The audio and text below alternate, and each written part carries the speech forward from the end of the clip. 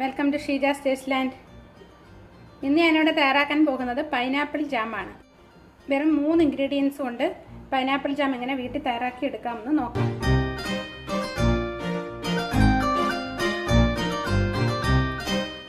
Pineapple jam ഉണ്ടാക്കുന്നതിന് വേണ്ടി ഒരു പഴുത്ത പൈനാപ്പിൾ അതിൻ്റെ തൊലിയൊക്കെ കളഞ്ഞ് ചെറിയ പീസായി ഞാൻ അരിഞ്ഞെടുത്തിട്ടുണ്ട്. ഇത് മിക്സിയുടെ ജാറിലിട്ട് അരച്ചെടുക്കണം.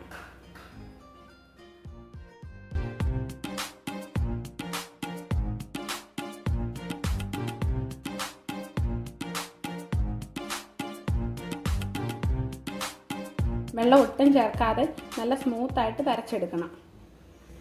ഒരു പരന്ന പാൻ സ്റ്റൗവിൽ വെച്ച് സ്റ്റൗ ഓൺ ചെയ്യാം. അരച്ചു വെച്ച പൈനാപ്പിൾ ജ്യൂസ് ഒഴിച്ചു കൊടുക്കുക അതിലേക്ക്.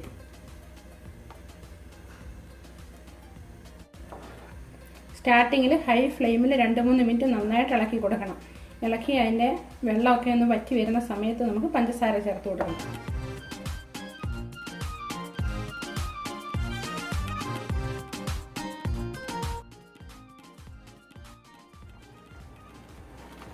നന്നായി തിളച്ചിട്ടുണ്ട്. ഇനി ഇതിലേക്ക് പഞ്ചസാര ചേർത്ത് കൊടുക്കാം. ഞാൻ എടുത്തു വെച്ചിരിക്കുന്ന 4 ടേബിൾ സ്പൂൺ പഞ്ചസാര അത് ചേർത്ത് കൊടുക്കാം.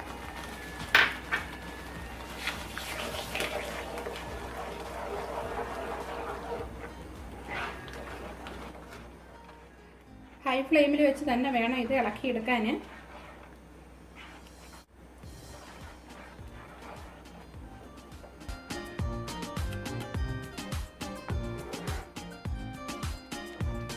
ഞാനിതിൽ പ്രിസർവേറ്റീവ്സോ കളറോ എസൻസോ ഒന്നും ചേർക്കുന്നില്ല.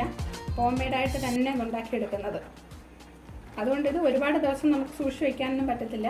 മാക്സിമം ഒരാഴ്ചത്തേക്ക് മാത്രമേ നമുക്കിത് ഉപയോഗിക്കാൻ പറ്റത്തുള്ളൂ. പിന്നെ വെള്ളമൊക്കെ ഒന്ന് വറ്റി കുറുകിയിട്ടുണ്ട്. ചെറുതായിട്ട് കുറുകി വരാൻ തുടങ്ങുന്നുണ്ട്. ഈ സമയം നാരങ്ങാനീര് ഒഴിച്ചു കൊടുക്കാം. ഞാൻ ഒരു പകുതി നാരങ്ങയുടെ നീരെടുത്തിട്ടുണ്ട്. അത് ഇതിലേക്ക് ഒഴിച്ചു കൊടുക്കാം.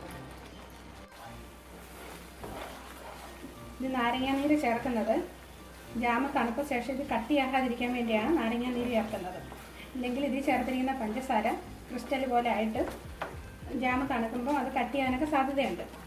അങ്ങനെ ഉണ്ടാകാതിരിക്കാനായിട്ട് നാരങ്ങാനീര് ചേർക്കുന്നത്. പിന്നെ ജാമിന് നല്ലൊരു ഷൈനിങ്ങും കിട്ടും. നമ്മുടെ ജാം നല്ല കുറുകി വന്നിട്ടുണ്ട്. തിക്കായി വന്നിട്ടുണ്ട്. ജാമിൻ്റെ കളറൊക്കെ ഒന്ന് മാറി വന്നിട്ടുണ്ട്. ഇനി ഫ്ലെയിം കുറച്ചിട്ട് നന്നായിട്ട് ഇളക്കണം.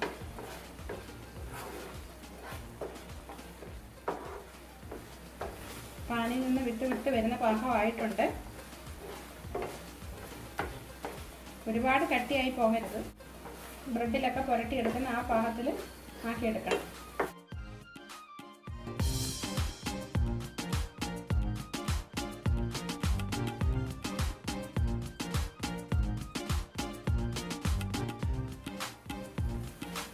ഈ പാകത്തിന് നമുക്ക് ഫ്ലെയിം ഓഫ് ചെയ്യാം.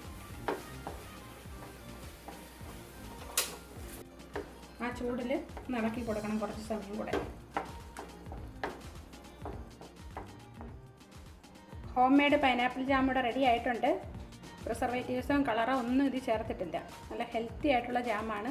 ഇത് നമുക്ക് വീട്ടിൽ തന്നെ ഈസി ആയിട്ട് തയ്യാറാക്കി എടുക്കാൻ പറ്റും. ഇത് കുട്ടികൾക്കൊക്കെ വളരെ ഇഷ്ടപ്പെടും. ഇത് നമ്മൾ കടയിൽ നിന്ന് വാങ്ങിക്കുന്ന ജാമിനേക്കാളും ഏറ്റവും ഹെൽത്തി ആയിട്ടുള്ള ജാമാണിത്. എല്ലാവരും ട്രൈ ചെയ്ത് നോക്കണം. ട്രൈ ചെയ്ത് നോക്കിയിട്ട് എൻ്റെ വീഡിയോ ഇഷ്ടമായാൽ ലൈക്ക് ചെയ്യാനും ഷെയർ ചെയ്യാനും ഒന്നും മറക്കരുത്.